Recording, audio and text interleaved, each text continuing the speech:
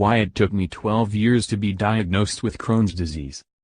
It's Crohn's and Colitis Awareness Week, and I thought it was only right to share my personal journey with inflammatory bowel disease.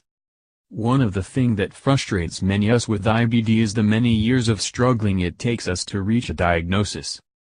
Every 30 minutes somebody is diagnosed with Crohn's disease or ulcerative colitis, and for many of those people, they will have been fobbed off with IBS or stress many times before they finally put a name to their suffering.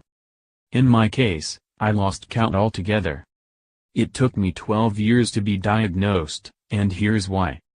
My journey with IBD began at the age of 16. During my GCSEs, I had terrible pains in my legs, mouth ulcers, anemia and diarrhea, and my periods eventually stopped. At the time, my doctor blamed it on two things: stress and not eating enough. I never lost weight during my IBD as I have always been thin, whether in remission, in a flare-up or the years before my disease, but the doctor decided many of the symptoms were because I wasn't eating enough food and suggested a few sausage sandwiches. Of course, the other reason is what we've all heard: stress. It's very easy to link any condition to stress, especially when the patient is sitting exams. But stress didn't account for such a vast array of symptoms, so why I was dismissed? Because I had never had bleeding and I wasn't in agony. Even now, this is still a massive misconception that if you have IBD you'll automatically be collapsing in agony and bleeding huge amounts. It's just not true. We're all different.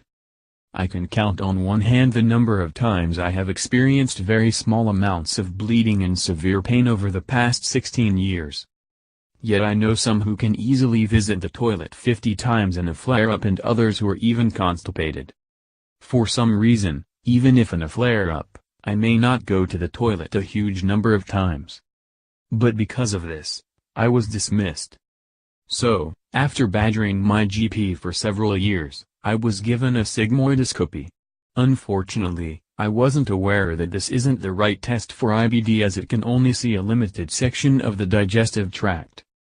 Unsurprisingly, it came out normal, and it was that. I was told that never having normal bowel movements was fine for some people, and because of that I was no longer taken seriously. Many people also believe IBD can be diagnosed by a blood test. It can't, as all the blood tests I have had over the years would go to show. The only real way to get a firm diagnosis is a colonoscopy.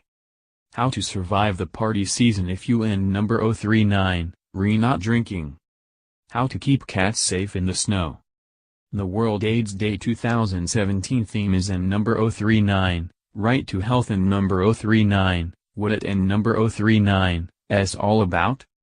After spending most of my teenage years and adult years checking a loo was nearby and also suffering from painful abscesses, I finally ended up getting diagnosed in the strangest of places, China. After moving there in my late 20s for work, a doctor explained that my symptoms were not normal.